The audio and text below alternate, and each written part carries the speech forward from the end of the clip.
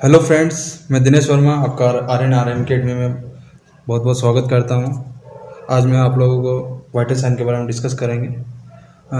Topic start करने से पहले मैं आप सभी लोगों से रिक्वेस्ट करूंगा कि इस चैनल्स को ज़्यादा से ज़्यादा लाइक्स करें, सब्सक्राइब करें एंड साइड में जो बेल आइकन का स्विच बटन है उसको आप प्रेस करें, जिससे आप लोगों को जो भी न्यू नोटिफिकेशन आता है वो आप लोगों को सबसे पहले प्रोवाइड हो सके। ठीक है, हम लोग देखते हैं वाइटल साइन मेजरमेंट। ठीक है, वाइटल साइंस के अंदर हम लोग स्टार्ट करते हैं। वाइटल साइन क्या होता है? वाइटल साइंस को हम लोग नॉर्मली कार्डिनल साइंस भी बोलते हैं।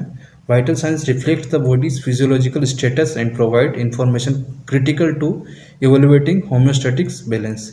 वाइटल साइन क्या होता है? बॉडीज का जो फिजियोलॉजिकल स्टेटस रहता है उसको रिफ्लेक्ट करता है एंड एक इंफॉर्मेशन प्रोवाइड करता है बॉडी का जो होम्योस्टैटिक्स बैलेंस रहता है उसको इवेलुएट करने के लिए। ठीक है, इसके अंदर 4 चीज़ें हम लोग मेनली मॉनिटरिंग करते हैं: temperature, pulse rate, respiratory rate and blood pressure. Purpose देख लेते हैं इसके। सबसे first one is purpose to obtain baseline data about the patient condition. जैसे मैंने आपको बताया कि जो पेशेंट की कंडीशन है उसके बारे में हम लोगों को एक बेस लाइन डाटा मिल जाता है कि सपोज एन एग्जांपल के तौर पे अगर आपको बताया तो पेशेंट का जैसे हम लोग टेम्परेचर देख रहे हैं तो टेम्परेचर उसका नॉर्मल है, कम है, बिलो नॉर्मल से कम है या ज़्यादा है, हाइपर पायरेक्सिया पायरेक्सिया है। ठीक है, तो ये एक बेस लाइन डाटा हम लोगों को इससे वाइटल साइन चेक करने से पता चल जाता है। ठीक है, फॉर डायग्नोस्टिक पर्पस के लिए भी हम लोग क्या करते हैं, वाइटल साइन चेक करते हैं एंड फॉर थेराप्यूटिक पर्पस के लिए भी हम लोग वाइटल साइन चेक करते हैं। इसके बाद में इक्विपमेंट्स देख लेते हैं हम लोग। इक्विपमेंट्स क्या क्या जरूरी रहते हैं। सबसे first one is vital sign tray. Vital sign tray लगेगी। इसके बाद stethoscope, sphygmomanometer, thermometer, second hand watch, red and blue pen, pencil, vital sign sheet, cotton swab in bowl, disposable gloves and dirty receiver, kidney dish. ठीक है, ये सभी equipments जरूरी है vital sign check करने के लिए। इसके बाद में हम लोग टेम्परेचर चेक करने की मेथड्स देख लेते हैं एंड नॉर्मल उसकी जो नॉर्मल रेंज रहती है वो देख लेते हैं। सबसे फर्स्ट देखते हैं हम लोग रेक्टम के बारे में। रेक्टम की जो नॉर्मल रेंज रहती है टेम्परेचर की वो 97.9 degree Fahrenheit to 100.4 degree Fahrenheit. इसके बाद माउथ की जो रहती है 95.9 degree Fahrenheit to 99.5 degree Fahrenheit.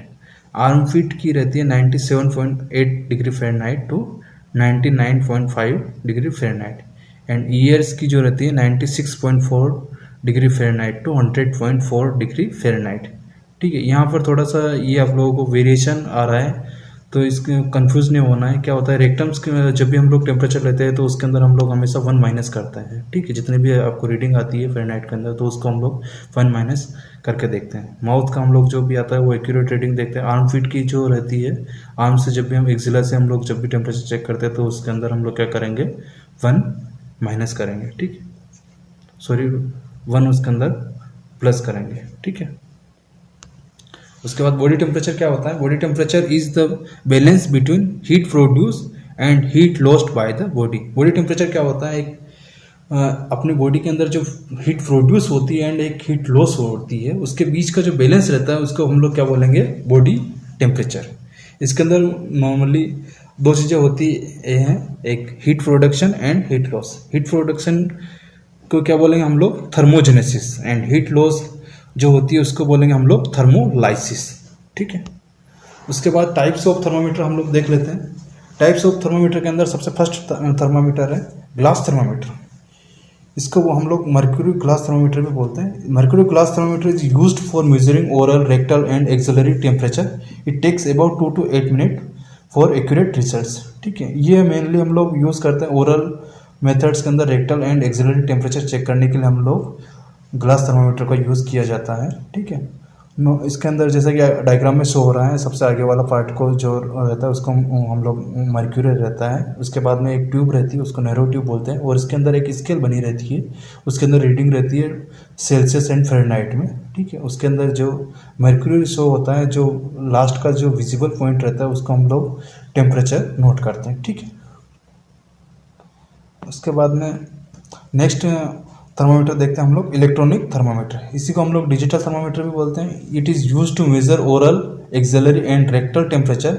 It takes about 2 minute to 30 second for accurate reading. ठीक है, ये मेनली हम लोग oral, axillary and rectal temperature check करने के हम लोग इलेक्ट्रॉनिक थर्मामीटर यूज़ करते हैं, और इसको 30 सेकंड टू 2 मिनट्स इसको एक्यूरेट रीडिंग लेने के लिए टाइम लगता है ना।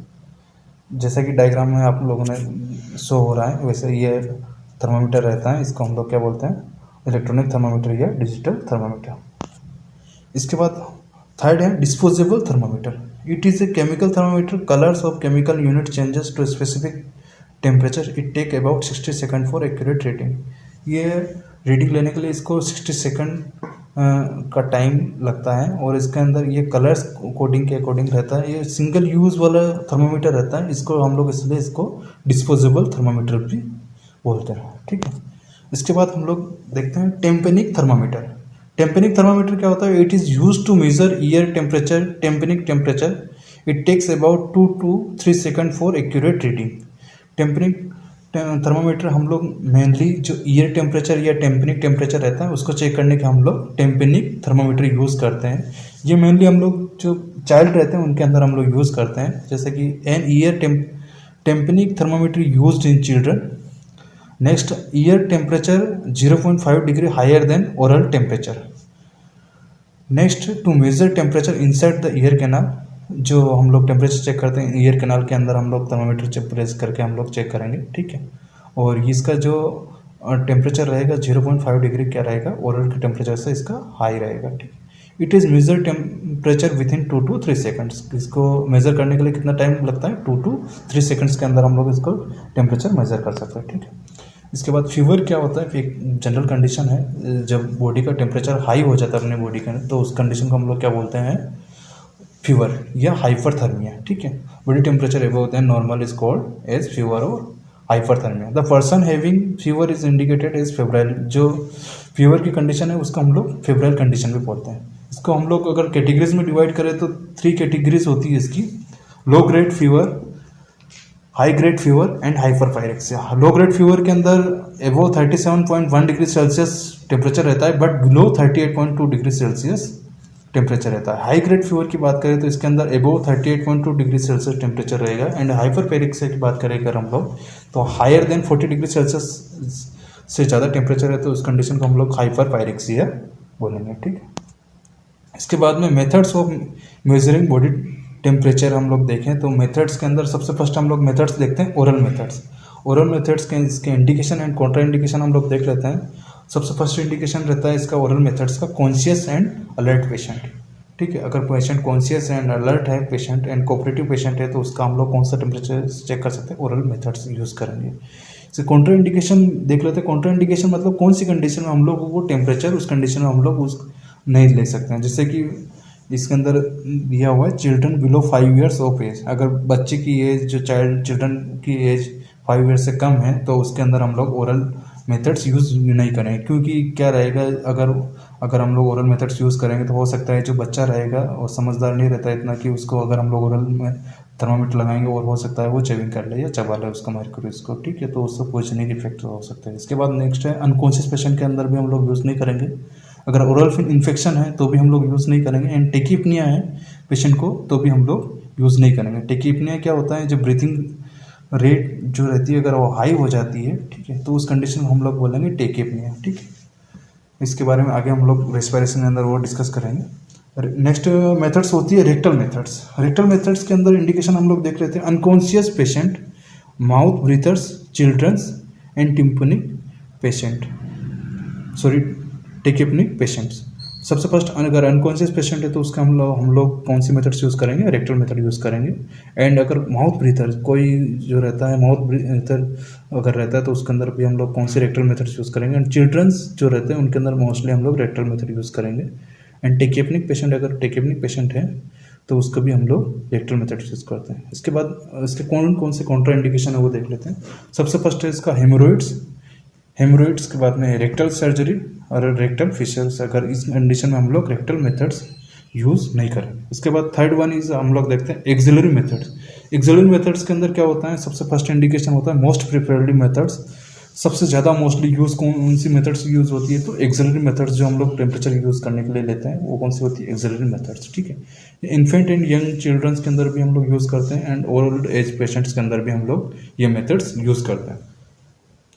अगर इसके काउंटर इंडिकेशन की बात की जाए तो लिस्ट एक्यूरेट ये एंड टाइम कंज्यूमिंग रहता है, सबसे ज़्यादा टाइम कंज्यूम एक्सिलरी मेथड्स के अंदर होता है, इसलिए इसका हम लोग काउंटर इंडिकेशन के अंदर इसको काउंट करेंगे। इसके बाद में देखते हैं हम लोग पल्स। ठीक है, pulse, the pulse is an index of the heart rate and rhythm.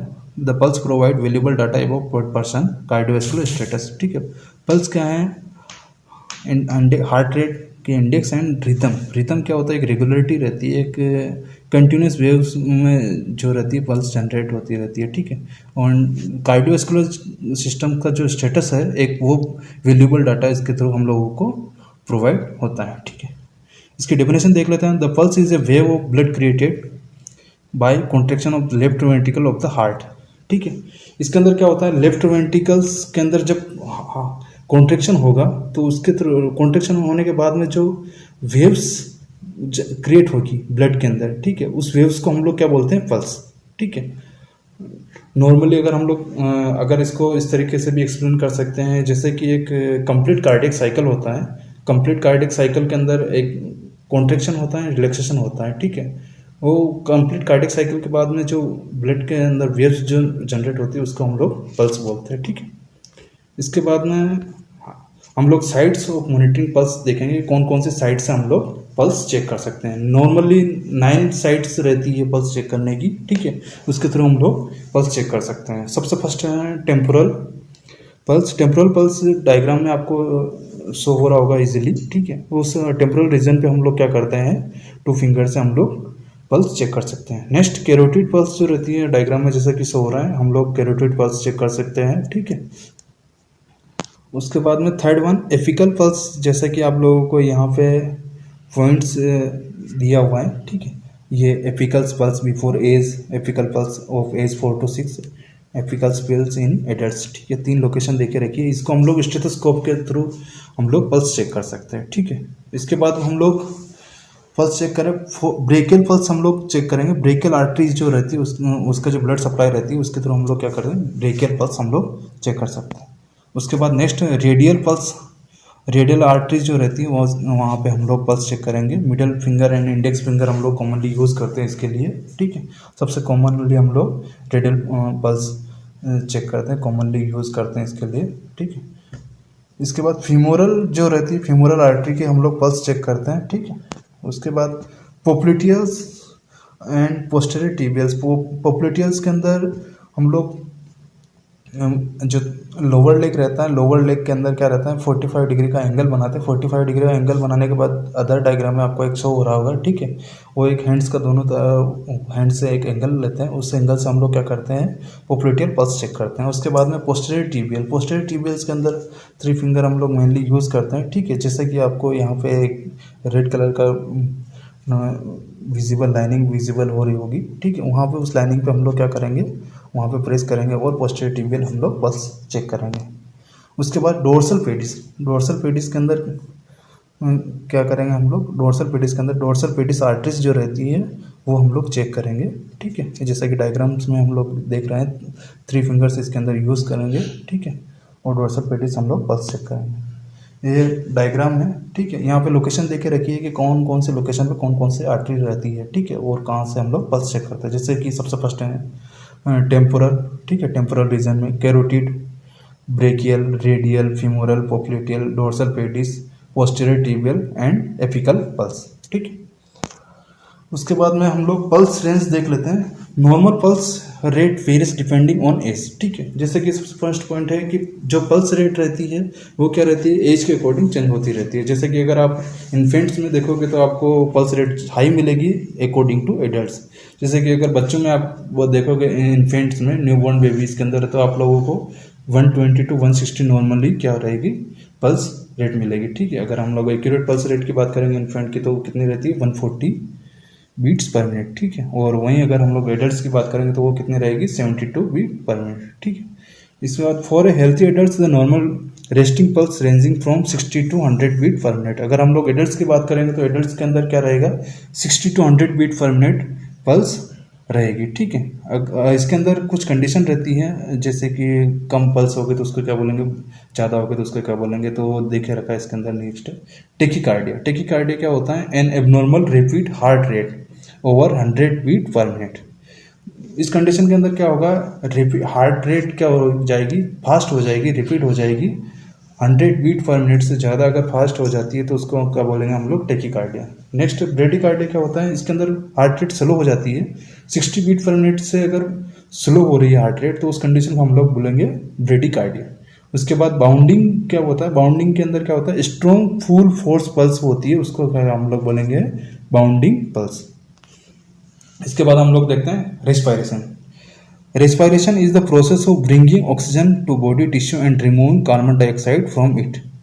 Respiration क्या है, एक प्रोसेस है। इसके प्रोसेस के अंदर क्या होता है, हमारी बॉडी के अंदर हम लोग ऑक्सीजन लेते हैं, वो बॉडी टिश्यू को सप्लाई होती है एंड वहाँ से क्या होती है, कार्बन डाइऑक्साइड रिमूव होगी, वो लंग्स के थ्रू हम लोग बाहर इन्वायरमेंट के अंदर हम लोग एक्सहेल करते हैं। ठीक है, उस प्रोसेस को क्या बोलते हैं हम लोग, रेस्पायरेशन। ठीक है, इसके अंदर क्या होता है, the lungs play major role in this process. ठीक है, जो लंग्स रहते हैं एक मेजर रोल प्ले करते हैं इस प्रोसेस के अंदर। ठीक है, इसके अंदर मेनली टू प्रोसेस होती है। Respiration is the act of breathing which refers to two process. इसके अंदर external respiration and internal respiration. ठीक है, टू प्रोसेस मेनली यूज़ की हो जाती है। आगे मैं डायग्राम शो कर रहा हूँ, डायग्राम के अंदर आपको अच्छे से इजीली समझ में आ जाएगा। ठीक है, इंस्पायरेशन और एक्सपायरेशन भी हम लोग इसको यूज़ कर सकते हैं वर्ड इसके जगह पे। ठीक है, इंस्पायरेशन में अगर हम लोग देखेंगे तो इंस्पायरेशन के अंदर क्या होगा, ऑक्सीजन जो रहेगा हम लोग इनहेल करेंगे। ठीक है, इनहेल मतलब अंदर लेंगे। ठीक है, इसके अंदर इस कंडीशन के अंदर क्या होता है, थोरेसिक कैविटी जो रहेगी वो क्या रहेगी, एक्सपेंड होगी हमेशा। थोरेसिक कैविटी क्या होगी, एक्सपेंड होगी। ठीक है, उसके बाद एक्सटर्नल इंटरकोस्टल मसल्स क्या होगा, उसके अंदर कॉन्ट्रेक्शन होगा एंड डायफ्राम जो रहेगा, डायफ्राम क्या होगा, उसका कॉन्ट्रैक्ट होगा जब भी इंस्पायरेशन होगा तब। ठीक है, उसके बाद में जब एक्सपायरेशन होता है उस कंडीशन में क्या होगा, थोरेसिक कैविटी क्या होगी, वो रिड्यूस होगी एंड एक्सटर्नल इंटरकोस्टल मसल्स क्या होगी, वहाँ पे रिलैक्स होगी एंड डायफ्राम क्या होगा, वहाँ पे रिलैक्स होगा। उस कंडीशन को क्या बोलते हैं हम लोग, एक्सपायरेशन। ठीक है, आई होप आपको समझ में आएगा वो इंस्पायरेशन क्या होता है। नेक्स्ट हम देखते हैं कैरेक्टरिस्टिक्स ऑफ रेस्पिरेशन। सबसे first respiration rate, it indicates the number of times the person breathe in and out in 1 minute. ठीक है, रेस्पिरेशन रेट क्या होता है, इसके अंदर पेशेंट कितनी बार ऑक्सीजन रेस्पिरेशन ले रहा है एंड छोड़ रहा है, ब्रीथिंग ले रहा है एंड छोड़ रहा है, तो उसकी जो रेट रहती है 1 मिनट के अंदर जो इंडिकेट्स करती हैं, उसकी जो नंबर्स रहती है उसको हम लोग क्या बोलते हैं, रेस्पिरेशन रेट। जैसे कि कितनी बार वो सांस ले रहा है एंड छोड़ रहा है, उसको हम लोग क्या बोलेंगे, रेस्पिरेशन रेट। ठीक है, डेप्थ नेक्स्ट देखते हैं। Depth, it is estimated by observing the movement of chest during inspiration. इसके अंदर डेप्थ के अंदर क्या होता है, हम लोग जो इंस्पायरेशन के अंदर चेस्ट का जो मूवमेंट रहता है वो हम लोग इसके अंदर देखते हैं, विच में भी डीप और स्लो। ठीक है, वो डीप है या स्लो है वो हम लोग देखते हैं, इस चेस्ट मूवमेंट को हम लोग देखते हैं, इसको हम लोग डेप्थ बोलते हैं। ठीक है, इसके बाद में रिदम देखें, it indicate the equal interval between two respiration. ठीक है, रिदम क्या होता है, जो टू रेस्पिरेशन रहेगा उसके बीच का जो इंटरवल रहेगा वो सेम है या डिफरेंट है। अगर सेम है तो वो रिथमेटिक है, अगर उसके अंदर कुछ प्रॉब्लम्स आ रही है, ठीक है, तो वो रिदम नॉर्मल नहीं है। ठीक है, ये हम लोग रिदम देखते हैं। ठीक है, उसके बाद में नॉर्मल रेस्पिरेशन क्या होता है, normal respiration is autonomic, effortless and regular. Normal respiration क्या होती है, ऑटोनोमिक होती है एंड इफर्टलेस होती है। ठीक है, इफर्टलेस मतलब कि कोई इफर्ट हम लोगों को उसके लिए यूज़ नहीं करना पड़ता एंड रेगुलर। ठीक है, जैसे कि मैंने बताया एक रिदम के अंदर जो रहती है एक रेगुलरिटी रहती है और उसको हम लोग नॉर्मल रेस्पिरेशन बोलते हैं। The normal adult rate of respiration is generally range between 40 to 20 breath per minute. एक नॉर्मल अगर एडल्ट के हम लोग रेस्पिरेशन रेट की बात करें तो कितनी रहेगी, वो 40 to 20 ब्रीथ पर मिनट रहेंगी। How to take respiratory rate, हम लोग रेस्पिरेटरी रेट चेक कैसे करेंगे, तो इसके लिए place the patient arm in relaxed position across his abdomen and place your hand on the patients arm. क्या करेंगे, पेशेंट को हम लोग रिलैक्स पोजीशन के अंदर हम लोग सुपाइन पोजीशन जो हम लोग नॉर्मली यूज़ करते हैं वो उसमें हम लोग पेशेंट को लिटा देते हैं। उसके बाद में जो उसके हैंड्स रहते हैं वो एब्डोमेन पे हम लोग वहाँ पे रख देते हैं पेशेंट्स। और फिर now observing complete respiration cycle. ठीक है, उसके बाद में हम लोग क्या करेंगे, रेस्पिरेशन साइकिल हम लोग पूरा कंप्लीट ऑब्जर्व करेंगे। इसके अंदर इंस्पायरेशन एंड एक्सपायरेशन हम लोग दोनों कंडीशन देखते हैं। ठीक है, एक डायग्राम है, इसमें डायग्राम में आपको इसलिए समझ में आ जाएगा जैसे कि इस कंडीशन में हम लोग पेशेंट को रखेंगे, ठीक है। उसके बाद में हम लोग जो उसका जो मूवमेंट रहेगा वो मूवमेंट हम लोग देखेंगे। इस तरीके से हम लोग क्या करते हैं, रेस्पिरेशन चेक करते हैं, ठीक है। इसके बाद में सम टर्म्स ऑफ रेस्पिरेशन, कुछ टर्मिनोलॉजी है, मैं आप लोगों को यहाँ पे थोड़ा सा क्लियर कर देता हूँ। सबसे फर्स्ट है टेकीपनिया, ठीक है। इसके अंदर क्या होता है, an increased respiratory rate more than 24 breath per minute, ठीक है। इस कंडीशन के अंदर क्या होता है, 24 ब्रीथ पर मिनट से अगर ज़्यादा रेस्पिरेटरी रेट अगर है पेशेंट की, तो उस कंडीशन को हम लोग क्या बोलेंगे, टेकीपनिया, ठीक है। उसके बाद में अगर ब्रीडिपनिया है तो क्या होगा, इसके अंदर क्या होगा, decrease respiratory rate less than 10 breath per minute. अगर 10 ब्रीथ पर मिनट से अगर उसकी रेस्पिरेटरी रेट कम है तो उस कंडीशन को हम लोग क्या बोलेंगे, ब्रीडिपनिया। फिर उसके बाद में एपनिया क्या होता है, टोटल सीसेशन ऑफ ब्रीथिंग और रेस्पिरेटरी रेट, ठीक है। इसके अंदर क्या होगा, रेस्पिरेटरी रेट और ब्रीथिंग क्या होगी, टोटल स्टॉप हो जाएगी। उस कंडीशन को क्या बोलेंगे हम लोग, एपनिया, ठीक है। हाइपर एपनिया क्या होता है, इस increasing in depth of respiration. जो इस कंडीशन के अंदर क्या होगा, जो डेप्थ होगी रेस्पिरेशन की वो क्या हो जाएगी, इंक्रीज हो जाएगी। उस कंडीशन को हम लोग क्या बोलेंगे, हाइपर एपनिया। अब डिस्कस करेंगे हम लोग ब्लड प्रेशर के बारे में। Blood pressure is the force excreted by the blood against the vessels wall, arterial wall. जो ब्लड प्रेशर क्या होता है, ब्लड वेसल्स के अंदर जो ब्लड का फोर्स क्रिएट होता है, उस प्रेशर को हम लोग क्या बोलते हैं, ब्लड प्रेशर। इसको हम लोग which is measuring in millimetre of mercury, millimetre of mercury के अंदर हम लोग mmHg के अंदर हम लोग इसको रिकॉर्ड करते हैं, है ना, ठीक है, मेजर करते हैं। इसके अंदर आपको डायग्राम के अंदर शो हो रहा होगा, एक आर्टरी है, हार्ट से आर्टरी निकली, ब्रेकियल आर्टरी है, ठीक है। यहाँ पे कप लगा हुआ है एंड बल्ब है, स्पिग्मोमेनोमीटर है, स्टेथोस्कोप है। इसे हम लोग प्रोसेस से हम लोग प्रोसीजर करते हैं और उससे हम लोग ब्लड प्रेशर चेक करते हैं, ठीक है। ये जो इंस्ट्रूमेंट है, इसको ये ब्लड प्रेशर का स्पिग्मोमेनोमीटर का टाइप से इसका हम लोग बोलते हैं एडिनोइड स्पिग्मोमेनोमीटर्स, ठीक है। इसके बाद हम लोग blood pressure measurement include systolic and diastolic pressure, ठीक है। ब्लड प्रेशर के अंदर मेनली दो चीज़ें हम लोग देखते हैं, systolic pressure and diastolic pressure, ठीक है।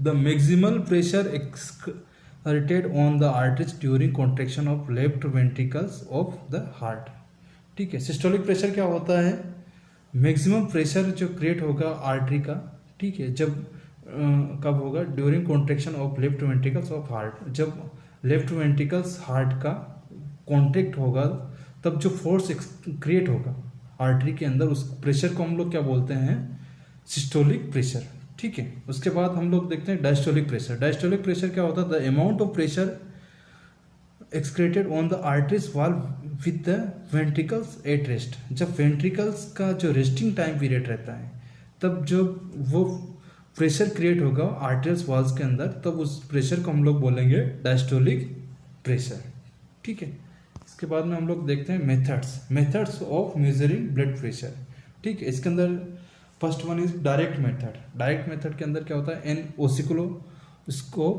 Is used for this method. जो डायग्राम के अंदर आपको ये पिक्स हो रहा है, इसको बोलते हैं हम लोग ओसिक्लोस्कोप। This is continuous method which measures mean pressure. A needle or catheter is inserted into the brachial, radial or femoral artery and oscilloscope display artery pressure in the waveform. ठीक है। इसके अंदर क्या होता है, जब कंटिन्यूस हम लोगों को ब्लड प्रेशर मेजर करना होता है तब हम लोग आर्टरी के अंदर नीडल इंसर्ट करते हैं। वो ब्रेकियल आर्टरी जो भी हम लोग आर्टरी यूज़ करेंगे, ठीक है, ब्रेकियल, रेडियल और फेमोरल आर्टरी जो भी हम लोग यूज़ करेंगे, उस आर्टरी के अंदर हम लोग नीडल इंसर्ट करके उसके बाद हम लोग इससे क्या करते हैं, कंटिन्यूसली हम लोग क्या करेंगे, ब्लड प्रेशर हम लोग चेक करते हैं। इसको मेथड्स को हम लोग बोलते हैं डायरेक्ट मेथड्स, ठीक है। इसके बाद में इनडायरेक्ट मेथड हम लोग देखते हैं। इनडायरेक्ट मेथड्स के अंदर मेनली 3 मेथड से हम लोग ब्लड प्रेशर चेक करते हैं, mercury manometers, Android manometer and electronic BP device, ठीक है। मर्क्यूरी मैनोमीटर्स सबसे फर्स्ट हम लोग देखते हैं, ये जो डायग्राम के अंदर आप लोगों को शो हो रहा है, ठीक है, इसको हम लोग मर्क्यूरी मैनोमीटर बोलते हैं। एंड्रॉइड मैनोमीटर मैंने आप लोगों को जब ब्लड प्रेशर स्टार्ट किया था तब मैंने आप लोगों को जो डायग्राम था वो शो हो रहा था, उसको हम लोग क्या बोलेंगे, एंड्रॉइड मैनोमीटर्स, ठीक है। इलेक्ट्रॉनिक बीपी डिवाइस जो रहता है उसका इलेक्ट्रॉनिक गजेटेड रहता है, बीपी डिवाइस रहती है, उसको हम लोग बोलते हैं इलेक्ट्रॉनिक बीपी डिवाइस। आगे डायग्राम है, मैं आपको वो प्ले कर दूँगा, ठीक है।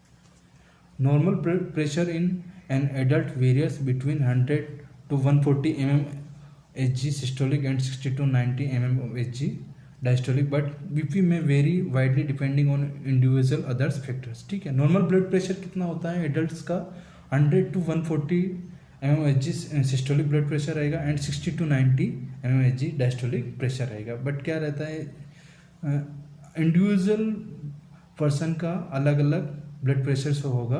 ठीक है, वो उसके अदर्स फैक्टर्स रहते हैं, उसका जेनेटिकली फैक्टर्स रह सकता है। ठीक है, उसका लाइफ स्टाइल रह सकती है। ठीक है, तो वो उसके कंडीशन पे डिपेंड करता है कि उसका ब्लड प्रेशर कितना शो होगा। ठीक है, इसका नॉर्मल ब्लड प्रेशर कितना, अगर एक्यूरेट हम लोग ब्लड प्रेशर की बात करें तो नॉर्मल ब्लड प्रेशर 120/80 mmHg। इसके अंदर 120 जो है वो सिस्टोलिक ब्लड प्रेशर है एंड 80 mmHg जो है 80 क्या है इसके अंदर डायस्टोलिक ब्लड प्रेशर। सेम अगर हम लोग इसको हाइपरटेंशन एंड हाइपोटेंशन, हाइपरटेंशन कौन सी कंडीशन के अंदर होगा, हाइपरटेंशन जब सिस्टोलिक ब्लड प्रेशर 140 mmHg से ज़्यादा आएगा एंड डायस्टोलिक प्रेशर 100 mmHg से एबोव रहेगा, तब उस कंडीशन को हम लोग बोलेंगे हाइपरटेंशन। नेक्स्ट, हाइपोटेंशन कौन सी कंडीशन में होता है, हाइपोटेंशन के अंदर क्या होता है, 90 mmHg जो ब्लड प्रेशर रहता है, सिस्टोलिक प्रेशर रहता है, उससे कम अगर प्रेशर रहता है एंड 60 mmHg से अगर डायस्टोलिक प्रेशर जो 60 mmHg से अगर कम रहता है तो उस कंडीशन को हम लोग बोलेंगे हाइपोटेंशन। ठीक है, समझ में आ गया होगा हाइपरटेंशन एंड हाइपोटेंशन। ठीक है, थैंक्स फ्रेंड्स।